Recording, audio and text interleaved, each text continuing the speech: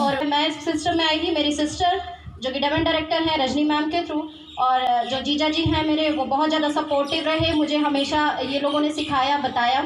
और मैं बताना चाहूँगी 2014 में मैंने ज्वाइन किया था इस बिज़नेस को, मुझे पता भी नहीं था, मेरा आधार कार्ड लगा दिया गया था। और उसके बाद भी बहुत कोशिश की गई थी मुझे समझाने की, बट मैं नहीं समझी, क्योंकि जो माइंड में एक चीज़ें चलती हैं ना कि जोड़ने वाला काम है, चेन बनाने वाला काम है, और ये उनका काम है जिनके पास कोई काम नहीं होता। सो वो चीज़ें मेरे भी माइंड में थी, इसलिए मैंने इस बिज़नेस को उस टाइम नहीं समझा था। मैरिज मैंने जो है इस बिज़नेस को जब समझा जब मेरी पीएचडी शुरू हुई, और मैं एक्चुअली प्रोफेसर बनना चाहती थी। मेरा जो ड्रीम था है और हमेशा रहेगा वो ये है कि नेम और फेम उसके साथ में मनी का, तो ये चीज़ मुझे चाहिए थी। इसके लिए मैंने पीएचडी शुरू करी, और पीएचडी करने के दौरान जब मुझे नेटवर्क मार्केटिंग, क्योंकि जो मेरे सीनियर सर थे उन्होंने मुझे बताया था कि ये जो टॉपिक है नेटवर्क मार्केटिंग, इसमें बहुत सारी थीसिस बनी हुई हैं, तो बेटा इस पे बना लो। सो मैंने डिसाइड किया कि चलो नेटवर्क मार्केटिंग पे हम अपनी थीसिस बनाएंगे, हम पीएचडी करेंगे। और उसके साथ ही साथ में ये सब चीज़ें शुरू हुई, तो मैंने थोड़ा बहुत रिसर्च करना शुरू किया इसके बारे में, नेटवर्क मार्केटिंग के बारे में।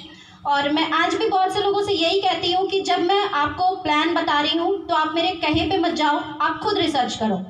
नो डाउट मनी नहीं दे रहे हो, बट टाइम तो दे रहे हो, टाइम इज़ मनी। सो आप खुद रिसर्च करो, खुद जानो कि क्या चीज़ें हैं। मैंने तो आपको एक हिंट दे दिया है। सो उस टाइम मैंने जब रिसर्च किया तब मैंने जाना डायरेक्ट सेलिंग की पावर। मैंने समझा कि ये इतनी ज़्यादा पावरफुल इंडस्ट्री है कि अगर मैं फॉरेन कंट्रीज़ की बात करूँ तो लोगों ने अपने प्राइवेट जेट तक ले रखे हैं इस इंडस्ट्री की पावर से, उनके अपने पर्सनल आइसलैंड भी हैं।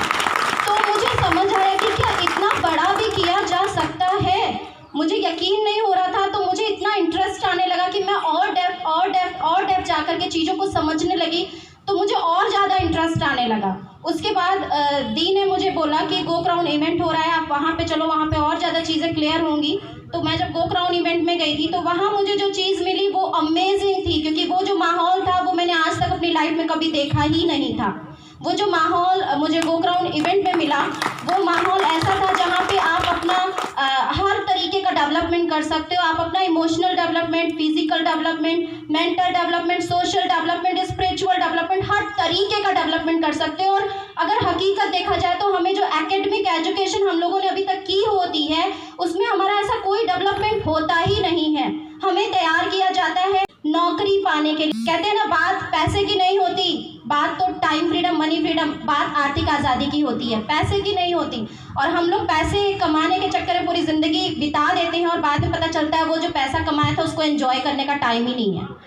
तो ये सब चीज़ें जब मुझे समझ आई तब मेरा इस बिज़नेस के प्रति जो रुझान है, जो इंटरेस्ट है, वो और ज़्यादा बढ़ने लगा। और फिर मैंने इस बिज़नेस को करने का डिसीज़न लिया। डिसीज़न लेना मेरे लिए थोड़ा सा टफ था। जैसे अभी आपको जोगिंदर सर ने बताया कि जॉब को वो क्विट कर रहे हैं, वीआरएस ले रहे हैं, या जैसे दीपक सर ने बताया कि इन्होंने अपनी जॉब को छोड़कर वो इस बिज़नेस को बिल्ड कर रहे हैं। तो कुछ ऐसा ही डिसीज़न लेना मेरे लिए बहुत ज़्यादा टफ था, क्योंकि बहुत सारे लोगों की बहुत सारी बातें सुनने को मिलती हैं जब हम कुछ ऐसा डिसीज़न लेते हैं।